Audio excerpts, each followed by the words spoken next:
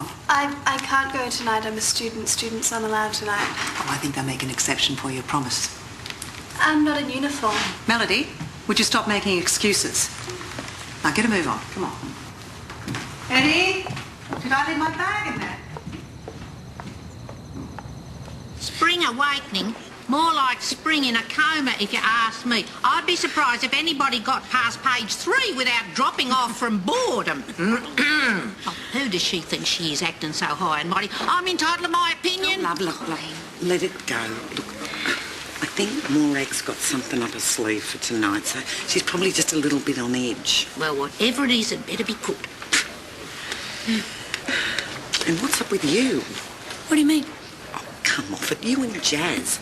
Any time she comes near you, you act like Frosty the flippin' snowman. Well, it's nothing personal. Could have fooled me. No, I just don't think she's right for Miles, the way she clings onto him like he's some sort of possession. Love, she's supporting him. She's here for him tonight. This isn't like you, you know. I don't know, the whole thing just doesn't feel right, that's all. Oh, perfect. Look who's just crawled in. Bell's old boss from the newspaper. I wonder what sort of spin he's going to put on things.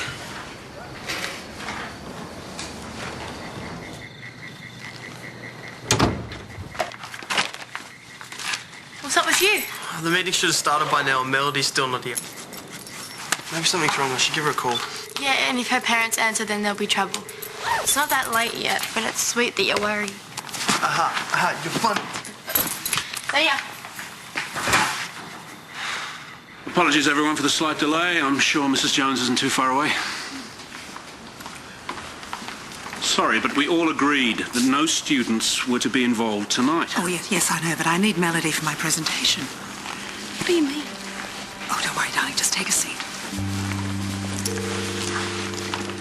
Oh, sorry, if you'll just bear with me, I need a moment to set up for the presentation. As you know, this meeting was called by Mrs. Jones to discuss the appropriateness or otherwise of Mr. Copeland's decision to issue the play Spring Awakening to some of his students. Mr. Copeland, perhaps you'd like to start us off. Sure. Where do you think Noel will go now that he's got bail? I don't know. We'll probably just lay low for a while. He's crossed some pretty scary people. So you don't think he'll come here? Nah, maybe watching his back. Doesn't mean he won't try to contact Viv. Yeah, I really hope she doesn't talk to him.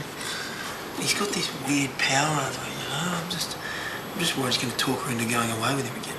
I don't think she'd be that stupid, not after what he's done. I mean, the old Viv wouldn't, but I don't know, she's changed. You know, she's nowhere near as strong as she was when we first met her. It's all because of Noel. Hey, Hey. thanks for the tea. Oh, that's all right. Do you want some food? No, I just wanted to say goodnight. And, thanks for everything. Night. No. Good night. Night, love. I bet you earned some major credit points with Jeff giving him the house free tonight. Yeah, I don't mind. It's only one night. Melody could really use some support.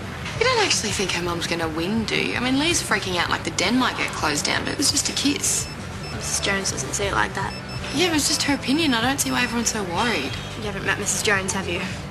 Well, she might think a crusty old play can corrupt people, but I think she's lost it. Excuse me. Could you tell us when the play reading starts?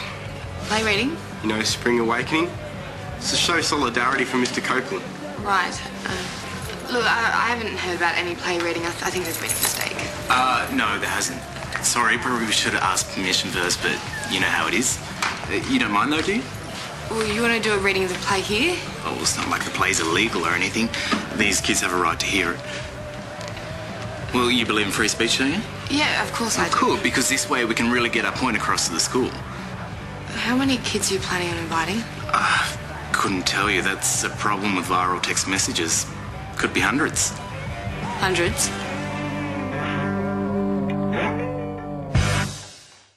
If you have, in fact, read this book cover to cover and have had any real connection with the world, I'm sure you will concur that this play is not pornographic.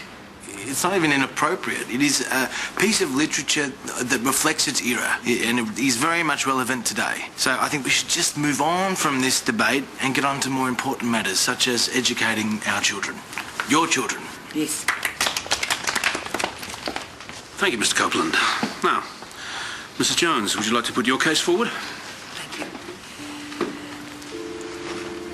Ladies and gentlemen, rather than bore you with my views on Mr. Copeland's teaching methods, I thought I might give you the opportunity to make up your own minds by showing you exactly what's been going on at this school since he arrived and the effect it's been having on our children.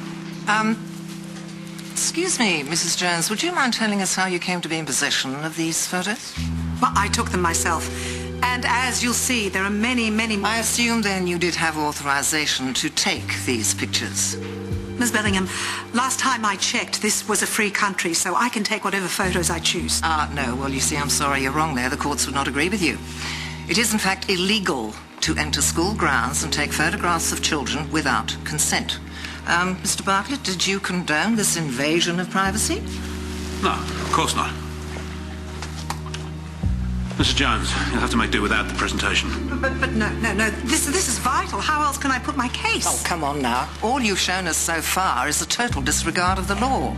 And I'm sure every parent here is less than happy with the idea of you spying on their children. That sort of behaviour is perverse. But that's outrageous. How dare you call my good character into question? I'm merely making a statement on the evidence before me. And as you have absolutely no proof of your case, I suggest we bring this meeting to a close right now. Here. All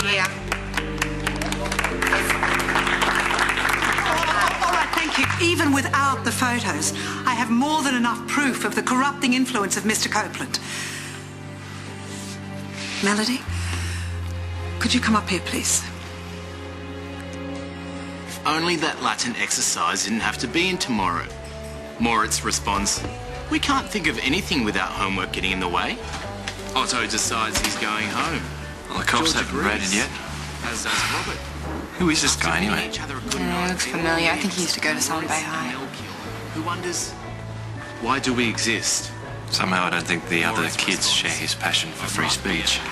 Yeah, I think Colleen's right. The challenging thing about this play is staying awake. Go to school to sit exams. And why do they set This exams? guy I do So they can recognise. fail us. It's Ben. He's from the paper. He's a journal. I reckon Gavin sent him. What's he going to write? Local kids not offered play reading? Scandal. Her behaviour has changed. I'm sure that some of you are experiencing similar problems with your own children. Melody's never been rude or insolent before. Now, go on, Mel. Tell them about that boy, about the secret meetings, about the phone calls. Hang on a minute. No, you hang on. Mr. Copeland had his turn. She's talking about normal teenage behaviour here. It might be normal for children in your care. Certainly isn't for my child. I beg your pardon. I am not going to Thank stay you, in Miss here. Roberts. Put Thank up with you. this rot. You can have your say when Mrs. Jones is finished. What more proof do you people need? This man's teaching style has sullied the minds of our children. Go on, Mel. Tell them how your grades have plummeted. This woman is completely out of line. Exactly. I think she's doing herself more harm than I'm good. not surprised, considering how he's been openly questioning religious truths. Oh, please. No. My daughter has been corrupted, as have your children. And anyone who has a shred of Christian decency... Christian decency? I haven't heard a word of it. You're an absolute disgrace. No, this man is the disgrace. Mum, stop. For once in your life, will you just shut up? Well, we all know where you got that foul mouth of yours. Okay, that's it. All right. If you want to attack somebody, you attack me. Leave Melody out of this, please, Mrs. Jones. You know, I'll attack you with pleasure, Mr. Copeland.